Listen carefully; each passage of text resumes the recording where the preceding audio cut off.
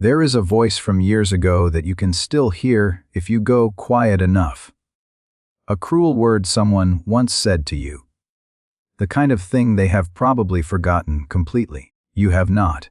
This is a story about why that happens to us, and the one thing that finally makes it stop. About a ferryman, a storm, and a young apprentice who could not understand why the old man beside him was not angry at all.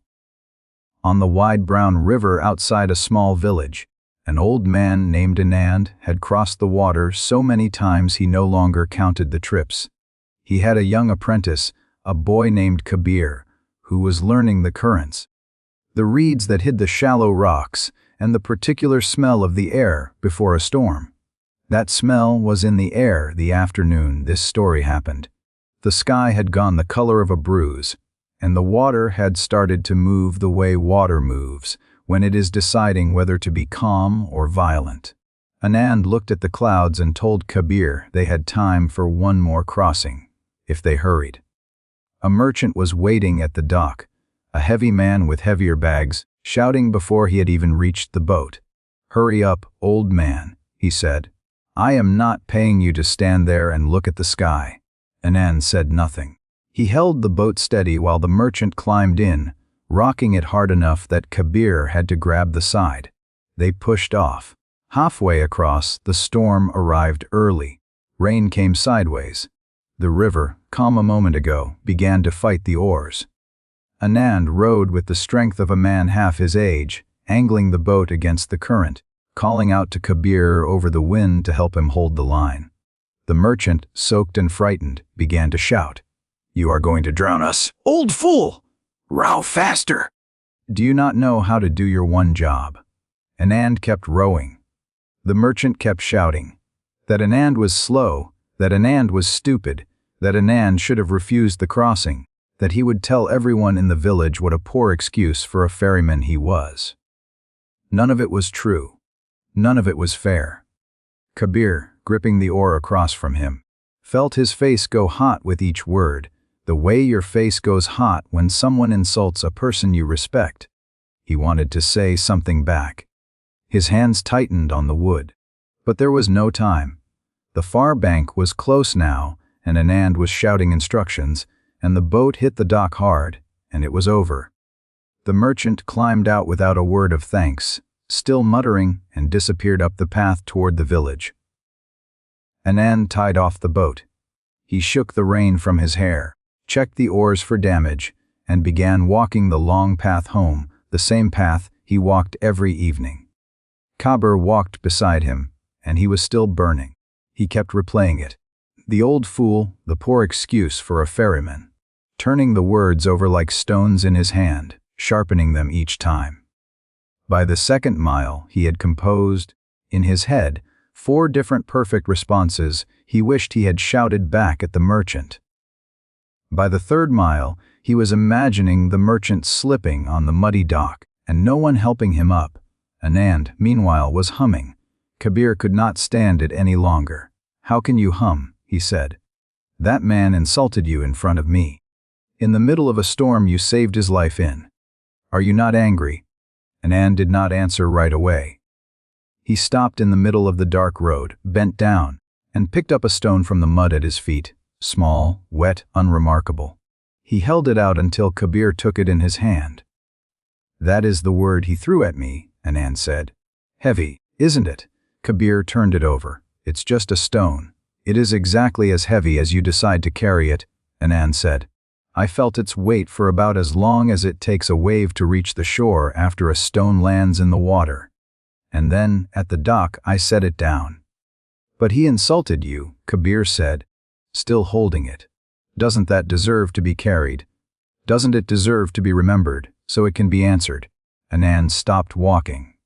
"Who is more tired right now?" he asked. "The merchant, drinking his tea by now and already forgetting your face, or you, still holding that stone on a dark road 3 miles from where he threw it?" Kabir looked down at his own closed hand. "There are 2 pains in this life," Anand said. "The first is the one that happens to you. A wave hits the boat. A cruel word is spoken. That one, we cannot always stop. It is the nature of a river to have storms, and it is the nature of people to sometimes be unkind. But the second pain is the one we pick back up afterward, over and over, long after the person who threw it has walked away and forgotten they ever did. The replaying. The imagined arguments we win 100 times in our own heads. The vow to trust no one so completely again. The merchant threw one stone. You have been carrying it for 3 miles, and he does not even know you are doing it. Kabir looked down at the stone still sitting in his palm. Slowly, he opened his hand and let it fall. It landed in the mud without a sound, and they kept walking. Think, for a moment, about a word someone once threw at you. Maybe it was not a merchant on a river. Maybe it was a parent decades ago who said something they likely do not even remember saying. Maybe it was someone you loved in the middle of their own storm who said something they did not mean and never took back. You have carried it, haven't you? Rehearsed it, sharpened it, built a case against them so complete you could argue it in a courtroom, and won every single time, and felt no lighter for winning. That is not loyalty to the wound. That is you, standing on a dark road, still throwing the second stone. And here is the part almost no one tells you gently enough. You were never asked to forget the first stone was thrown. You were never asked to say it did not hurt, or that it was fair. You were only ever asked to stop being the one who keeps throwing it. Kabir walked in silence for a while after that, and then asked the question that was really underneath all the others. What about the ones that are bigger than a rude word on a boat? He said. What about the ones that took something from us? A father who left, a friend who betrayed us, a love that ended in a way we did not choose. Anand nodded slowly, as if he had been waiting for this question his whole life, because in some way he had. Those, he said, are heavier stones. I will not pretend otherwise. There was a woman I loved once, before you knew me, who left in a way I did not deserve and never explained. For a long time, I carried that stone everywhere. Onto this river, into every storm since. Kabir looked at him, surprised. What changed? One evening, Anand said, I realized I had spent so many years rowing against a current that was not even there anymore. She was gone. The moment was gone. The only thing still happening, over and over, was in my own chest, and I was the only one still doing it to me. So I set it down. Not because it stopped mattering, because I finally understood that carrying it was not loving her or defending myself. It was only drowning, slowly, in water she was no longer even standing in. By the time they reached the village, the storm had passed.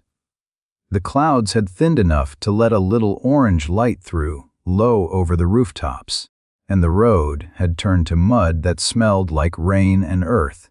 Anand stopped at his gate and looked back toward the river, where the water, violent an hour ago, had gone almost still, carrying the last of the storm's debris quietly out toward the sea. Everything the river was angry about that afternoon, he said, it has already let go downstream. Leaves, branches, an old man's harsh words if the water is allowed to keep moving. The only thing that stays in a river, Kabir, is a stone caught in an eddy, circling the same spot, going nowhere because it refuses to let the current take it. Do not be the stone. Kabir never forgot that walk home. Years later, when he was an old ferryman himself, with an apprentice of his own, he would tell this exact story on stormy afternoons to remind a new pair of young hands that the first pain is rarely the one that drowns us. It is almost always the second one, the one we throw at ourselves, long after the boat has already reached the shore.